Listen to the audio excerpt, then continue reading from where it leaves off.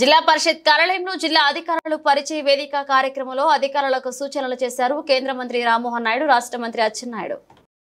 ఎప్పుడు మనం కాలువలు విడిచిపెట్టడానికి అవకాశం ఉందో మళ్ళీ నేను సమావేశం పెడతాను.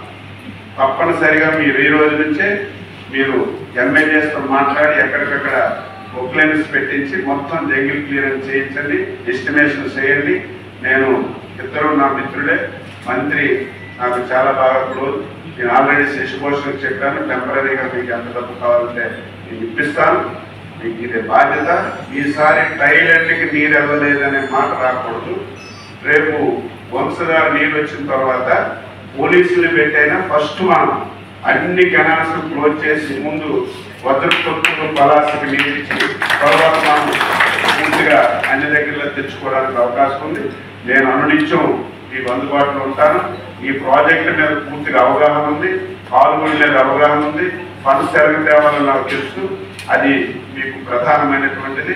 మిగతా ఆఫీసులు ఉంచుతారని తర్వాత నేను మాట్లాడతాను. ఇప్పుడు మీరు చేయవలసింది ఈ కార్యక్రమం. రెండవది మైనర్ ఇరిగేషన్.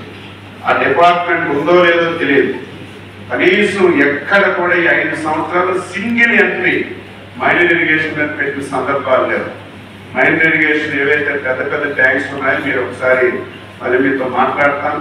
ఈరోజు ఎమ్మెల్యేలతో మాట్లాడి ఎక్కడ ఏ అవసరం ఉందో మీరు తీసుకుంటే అది కూడా మనం చేయడానికి అవకాశం ఉంటుందని చెప్పి తెలియజేస్తున్నాను. ఇది మీ బాధ్యత.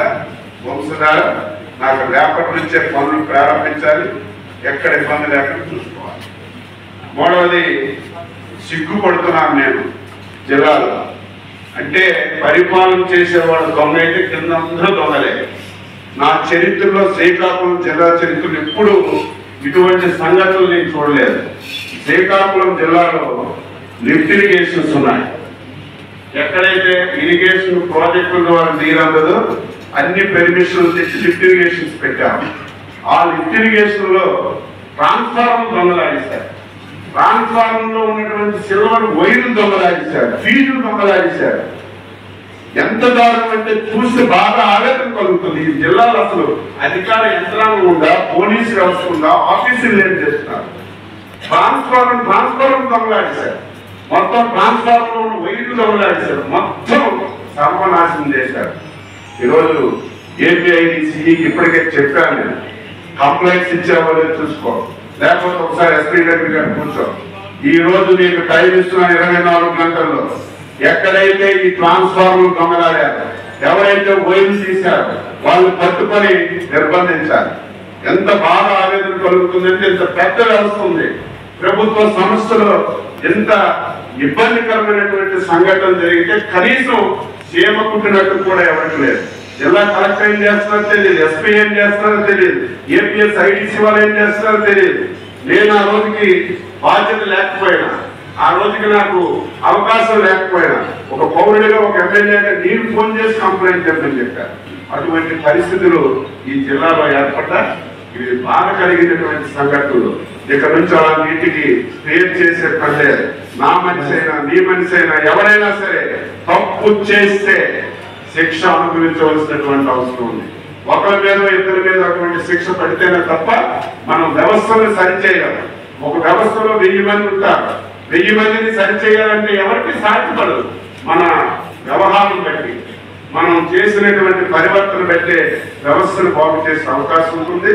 మీకు ఎక్కడైతే లిఫ్ట్ ఇరిగేషన్స్ ఉన్నాయో అవన్నీ కూడా ఎప్పటికైతే మీ అన్నిటికీ నేను ఛార్జ్ తీసుకోకముందే ఆదేశాలు ఇచ్చాను. మా ఈతో మాట్లాడు, టెంపరీగా ఎన్ని లక్షలు అవసరం ఉంటుందో చూసి నాకు రేపు సీజన్కి అన్ని లిఫ్ట్ ఇరిగేషన్స్ లైన్లోకి రావాలి అని ఆదేశాలు ఇచ్చాం. మీరు మాట్లాడుకొని 10 సార్లు ఫోన్ చేసినా సరే ఏ ఒక్కరు కూడా మాకు స్పందించట్లేదు అనేది గతంలో నేను కూడా చూశాను. అటువంటి సందర్భాలు ఉన్నాయి. కానీ మన ప్రభుత్వంలో ఒక్క కంప్లైంట్ అంటే ఒక్కటి కూడా అలాంటి కంప్లైంట్ రాకుండా చూసుకోవాల్సిన బాధ్యత అధికారులు అందరి మీద ఉంది. ప్రజాప్రతినిధులు ఎప్పుడు కూడా ప్రజల తాలూకా ఇంట్రెస్ట్ల కోసం పనిచేసే వ్యక్తులు. ఆ గౌరవం మీరు కూడా ఇవ్వాలి. ఏ కార్యక్రమం చెప్పినా సరే ప్రజాస్వామ్యం కానీ, రాజ్యాంగాలు కానీ మనకందరికీ కూడా కొన్ని హక్కులు పెట్టింది. ఆ హక్కులు దాటి ఏదైనా ఉంటే మీరు వాళ్ళకి సజెస్ట్ చేయండి. మీరు కూడా ఆ కార్యక్రమం ఎలా చేయొచ్చు అనేది వాళ్ళకి అందరికీ కూడా మీరు మీ ద్వారా ఒపీనియన్స్ చెప్పండి. కానీ అగౌరవపరచడం, లేకపోతే వాళ్ళు ఫోన్లు చేస్తే అవైలబుల్ గా లేకపోవడం, పిలిస్తే స్పందించకపోవడం, ఇటువంటి కంప్లైంట్స్ కూడా ఏమైనా వస్తే దాని మీద కూడా మీరు సీరియస్ గా చర్చించాల్సి వస్తుందని కూడా మీ అందరికీ తెలియజేస్తున్నాం. అలాగే చాలా విషయాలు మంత్రి గారు మాట్లాడారు. కానీ ఈ ప్రభుత్వానికి సీజన్ వచ్చింది కాబట్టి మనకు అందరికీ మొట్టమొదటిగా ఉన్నటువంటి ఛాలెంజ్ అగ్రికల్చర్ ప్లస్ ఇరిగేషన్. అందులో ఎక్కడా కూడా మాట పడకూడదు. మా అందరికీ కూడా గుండెల్లో ఉన్నటువంటి సబ్జెక్ట్ ఇరిగేషన్ కానీ, అగ్రికల్చర్ కానీ, రైతులు కానీ, అక్కడ కానీ ఎక్కడైనా లోటుపాట్లు ఉన్నా, ఏ పొరపాటు ఉన్నా, రైతులకి ఎక్కడ ఏ బాధ కలిగినా వ్యక్తిగతంగా మాకు బాధ కలిగినట్టుగానే మేమందరం కూడా ఫీల్ అవుతూ ఉంటాం. కాబట్టి దానికి సంబంధించినటువంటి అధికారులు రాష్ట్ర ప్రభుత్వం నుంచి, కేంద్ర ప్రభుత్వం నుంచి మా వరకు ఎంత సహకారం అందించాలన్నా సరే శక్తి వంచన లేకుండా మీ అందరికీ కూడా మేము తోడుగా నిలబడతాం. కానీ మనమందరం ఆ రైతుకి తోడుగా నిలబడి సరైన సమయానికి సాగునీరు, సీడ్స్, ఎరువులు అన్ని కూడా అందించే బాధ్యత ఉంది. కాబట్టి ముందుగానే ఆ రెండు departments, irrigation plus agriculture department, మీరందరూ కూడా చాలా అప్రమత్తంగా ఉంటూ ఇప్పటి నుంచే ఏవేవైతే ప్లానింగ్ చేయాలో అన్నిటి మీద కూడా ఎక్కడ లోటుపాట్లు లేకుండా ఆ రెండు సబ్జెక్ట్స్ ని మాత్రం టాప్ ప్రయారిటీగా తీసుకోండి. అలాగే శానిటేషన్ గురించి కూడా చెప్పారు. ఆ శానిటేషన్ మీద మన అర్బన్ లెవెల్ నుంచి